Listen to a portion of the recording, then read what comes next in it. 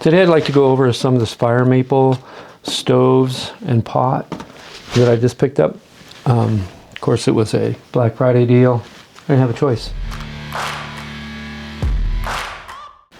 Prices were fantastic, so I want to compare those to my tried and true BRS 0.7 ounce stove. You're not going to beat the weight of this one, but it does not do well in any kind of wind. So, I mean, it's okay. I mean, I love it so much because it's all I've used pretty much my whole through hiking career. I've used that with this Hammond's titanium pot, which is just a Toaks-like pot, and it's a 750 mil. The pot's a 600 mil. It says on the box, and I'll check this, but everyone I've talked to and all the videos I've seen, you can do 650 in this with no problem, which is more than enough for anything that I actually need when I'm hiking by myself. So the Torch stove, I believe, is pretty new. It's a 2 ounce stove. We'll take a look at that. It's the most like this one, but as you can see, this has no wind protection whatsoever. It just has these open little, I don't even know what to call those, little vanes. It looks like a little turbine.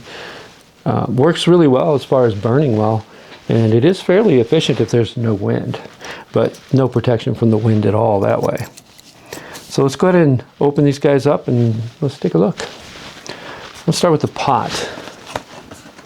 So it's hard for me to buy anything that weighs more. I'm always trying to reduce the weight of everything, and it seems like all the upgrades I want to do will increase weight. So I'm gonna have to figure that one out, and this would be one of them.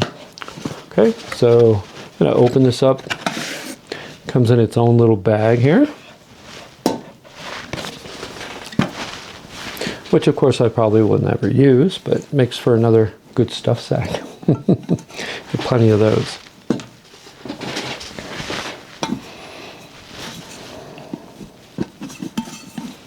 Okay, I don't see anything else in there. And there it is. So this is aluminum instead of titanium. And what I've read is that aluminum conducts heat like 10 times faster than titanium. So you can't argue it's a good idea to use aluminum when you're cooking. It has all the measurements on the outside, and then the handle just locks everything in. So you got to squeeze this here so they can come down, and then it locks in place. That's pretty cool. I've heard some complaints about this sticking on here. I don't see the rubber seal on there that used to be on there, so maybe they got rid of that just so it wouldn't stick. That's just a guess. I don't actually know.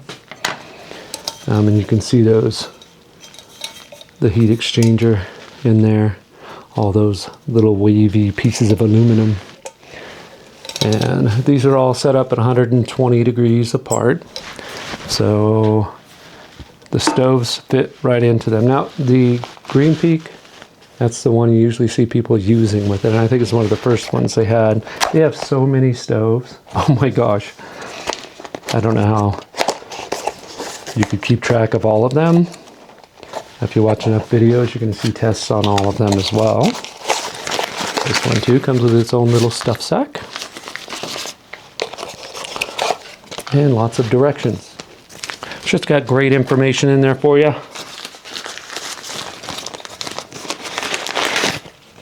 All right, so here's the actual stove. Oh, it has an aluminum plate on it. It tells you only to use these kinds of cartridges, or you will surely die. These twist up like the pocket rocket, I believe, the same way. So you have the 3 prongs like that. This has a piezo.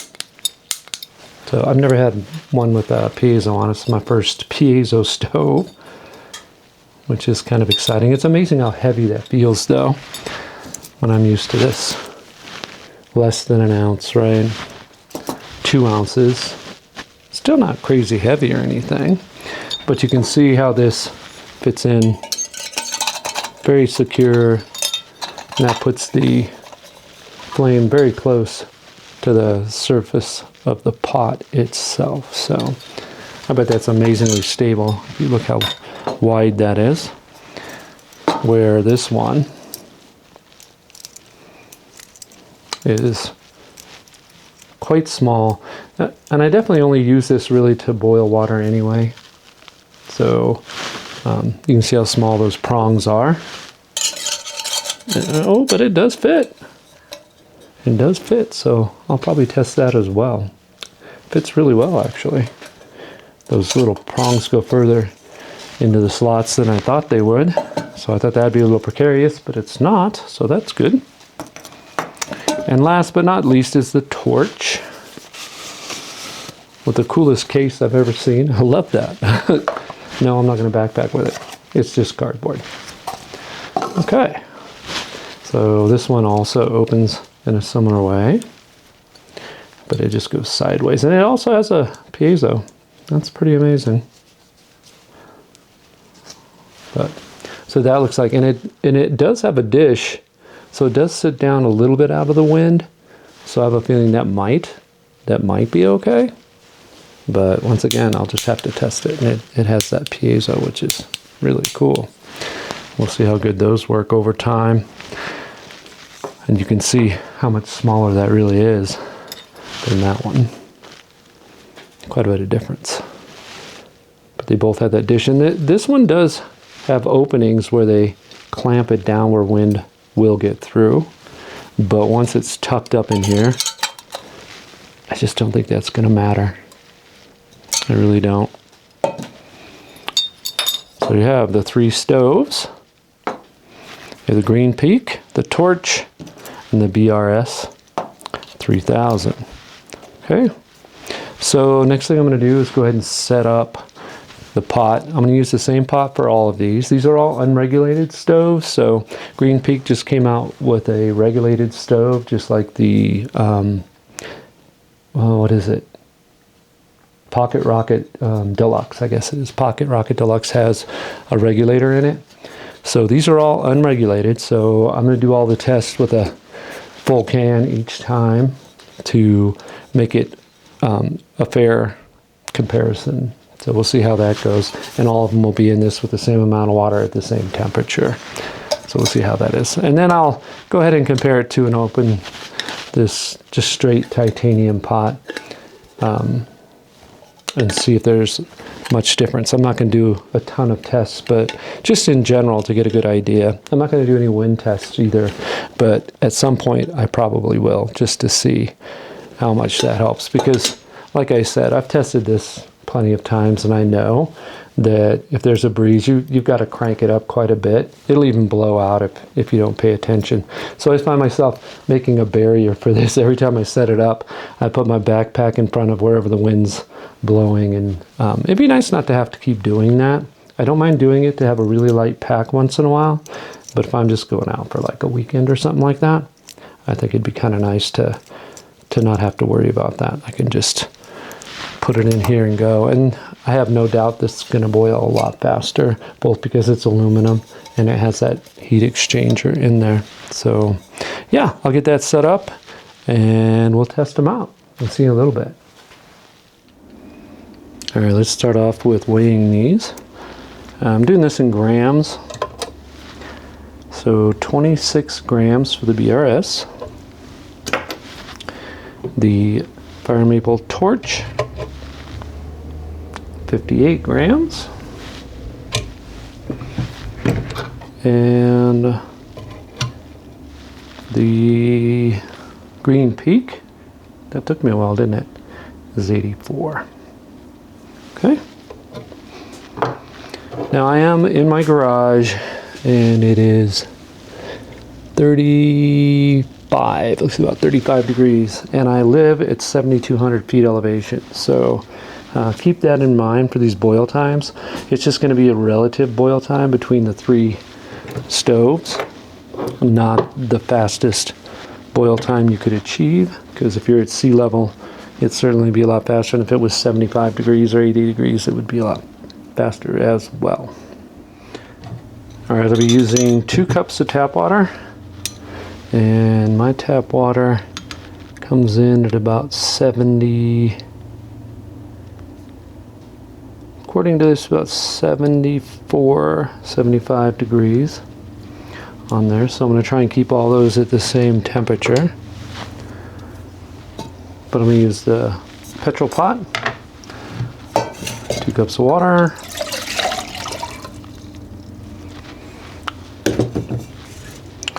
And we will start with the Greenpeak.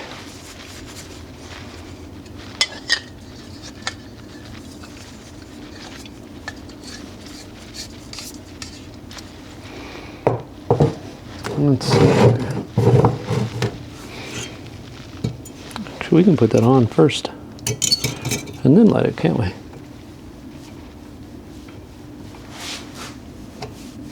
Interesting. I'm getting no fuel.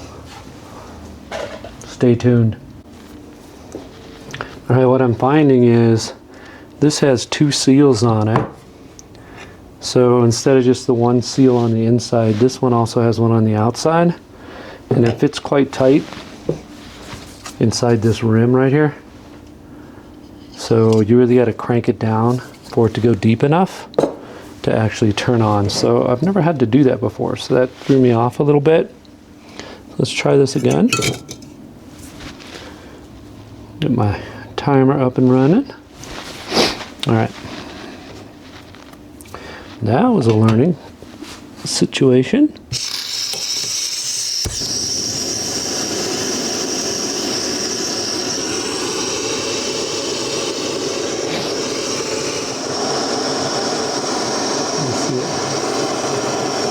Very loud. I did turn it on full tilt, so.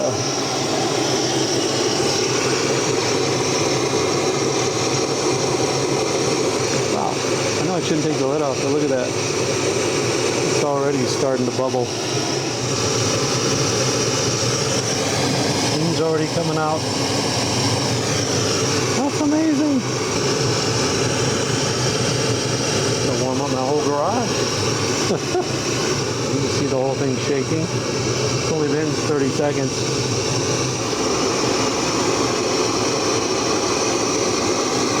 There you go. Wow, look at that. I gotta show you. Look at that. Minute 40. A minute 40. Wow. That's amazing. All right, that blew me away. That was something else. I'm going to move to the torch. You can see much smaller surface area on the top. So I would think it would take longer to heat up. So we'll see if that actually happens.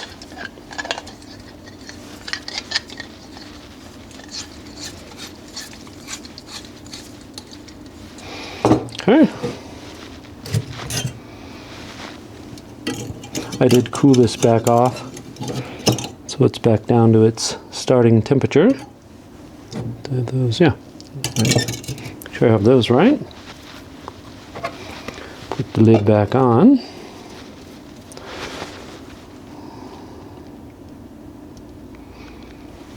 Okay.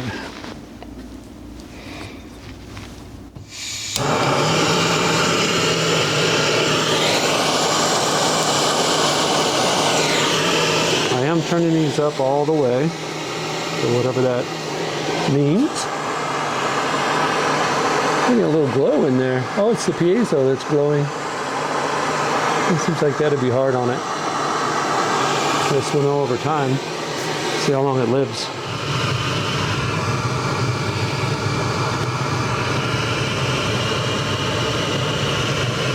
So that's going to end up taking about 3 minutes, I think.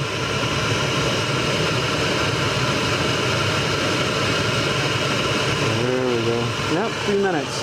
Took 3 minutes to get to a boil. All right, just out of curiosity, I'm going to go ahead and run the BRS stove.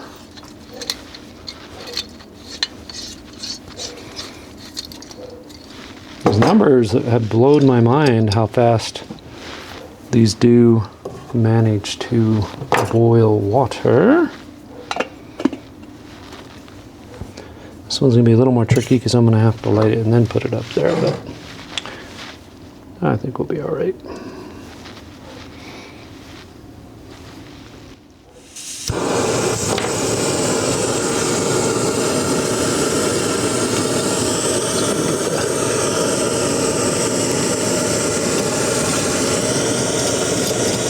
A little harder to get on there, that's for sure.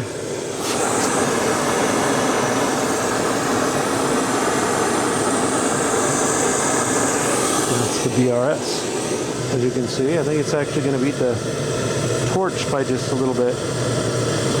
Although it does have a pretty good gap in the bottom that would catch wind, there's no doubt. Almost there.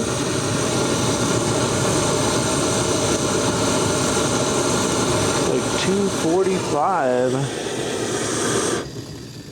Oh, that's pretty amazing. That's a lot better than I thought it would be. 245, not bad. I'm gonna run the same test using the Hammond's pot, which is really pretty much the same as a Toke's 750 milliliter titanium pot. So, a good chance to see the flame there.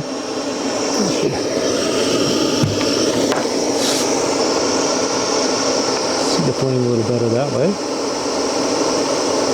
Now we're gonna do the torch. Look at that piezo. Bright red. Look at that. It's got to be hard on it.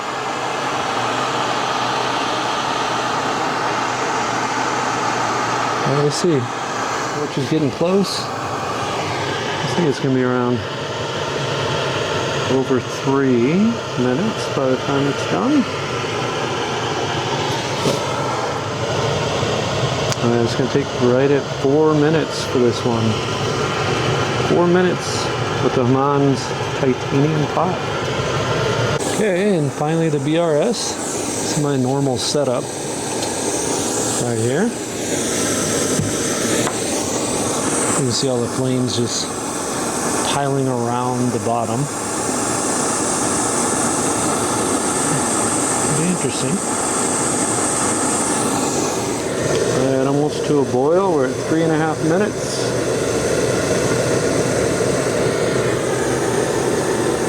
There we go. Looks like it's going to be about 3:45.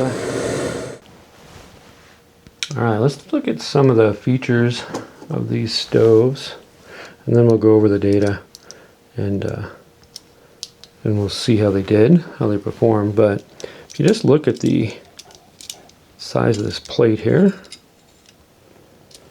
about 44 millimeters in diameter.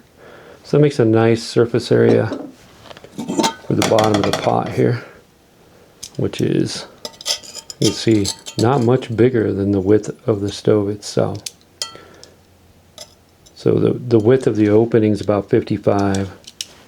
So that covers pretty well the entire bottom, as you can see right there.